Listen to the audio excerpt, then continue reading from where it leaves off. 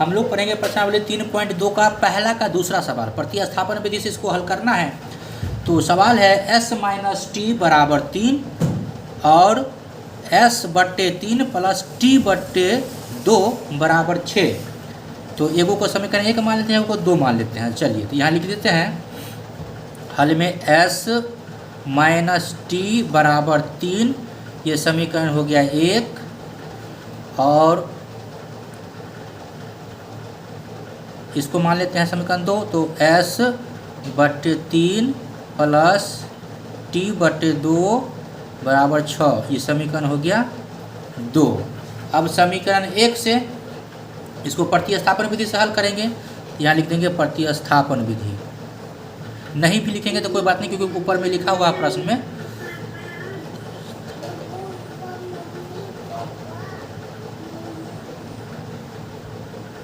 प्रतिस्थापन विधि से तो चलिए इसको यहाँ दूसरा समीकरण में जो है इसको तोड़ना पड़ेगा। तो पहले इसका पहला का निकाल लेते हैं।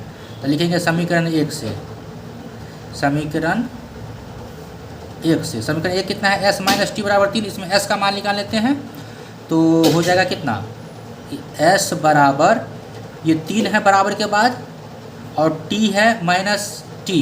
अब बराबर के बाद भेजेंगे तो हो जाएगा प्लस टी, यहाँ देंगे प्लस टी देंगे। ठीक, इसको लिख लेंगे समीकरण 3, क्योंकि पहला दूसरा था समीकरण, तीसरा समीकरण हो गया। अब क्या करेंगे तो आप लिखेंगे समीकरण 2 से,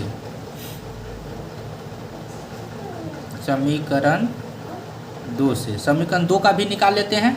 तो समीकरण 2 कितना है पहले उतार लेते हैं, क्योंकि बट्टा का जोड़ करना पड़ेगा इसको। s बट्टा 3 है प्लस t बट्टा 2 है बराबर 6। चलिए इसका बट्टा का जोड़ लेते हैं। तो 3 2 का लघुत्तम कितना हो जाएगा 6, और 3 दूना 6 तो 2s हो जाएगा, प्लस 2 3 6 तो 3, तो ये 3t हो जाएगा बराबर 6। अब देखिए इसके बट्टा में 1 छुपल है। ठीक, तो कोना कानी गुना कर देंगे तो कितना हो जाएगा, इसीलिए हो जाएगा 2s प्लस 3t बराबर 6 का गुना करेंगे तो हो जाएगा 36। ठीक है, इसमें से हमको s का मान निकालना है। तो यहाँ 2s निकाल लेते हैं तो बराबर 36, और ये उधर जाएगा तो माइनस में हो जाएगा 3t, इतना हो जाएगा। अभी क्या करेंगे तो इसमें से s निकाल लेते हैं। ठीक है, इसमें से जब s निकालेंगे तो यहाँ लिख देंगे s बराबर 36 माइनस 3t बट्टा ये 2 आ जाएगा। इसको लिख देते हैं समीकरण 3 था, समीकरण हो जाएगा 4। ठीक है, अब समीकरण 1 और समीकरण 2 को तोड़ लिए। अब क्या करेंगे, समीकरण 4 में समीकरण 3 का मान रख देते हैं। ठीक है, समीकरण 4 में क्या करते हैं, समीकरण 3 का मान s का मान रख देते हैं। तो यहाँ लिखेंगे समीकरण 4 में समीकरण 3 का मान रखने पर तो समीकरण 4 कितना है, इसको उतार लेते हैं। s बराबर 36 माइनस 3t बटे हो गया 2। अब देखिए s का मान यहाँ नोट करना है। तो s का मान कितना है हमको, s बराबर है 3 प्लस टी। तो यहाँ लिख देंगे s के जगह पे 3 प्लस टी बराबर, इसको उतार लेते हैं 36 माइनस 3t बट्टा 2। ठीक है, इसके बट्टा में 1 मान लेते हैं। देखिए तो कोना कोनी क्या हो जाएगा, गुना हो जाएगा। तो 3 को 2 से गुना करेंगे तो 3 दूना हो गया 6, और का चिन्ह लगा लेते हैं यहाँ।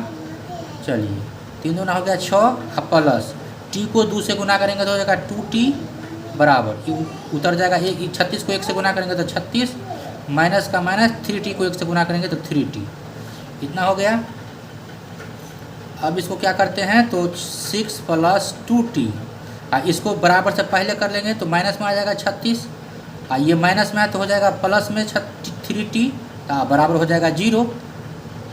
अब 36 माइनस 36 में से प्लस 6 घटेगा तो माइनस 30 हो जाएगा, प्लस 2t और 3t मिले के हो गया 5t बराबर 0।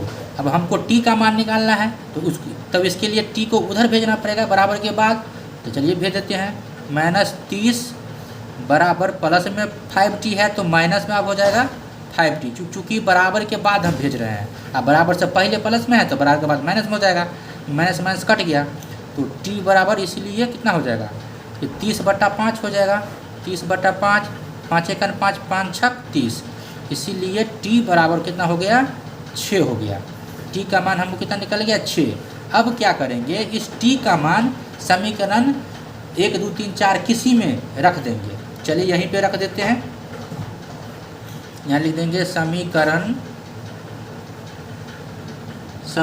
3 में रख देते हैं। समीकरण 3 में t का मान रखने पर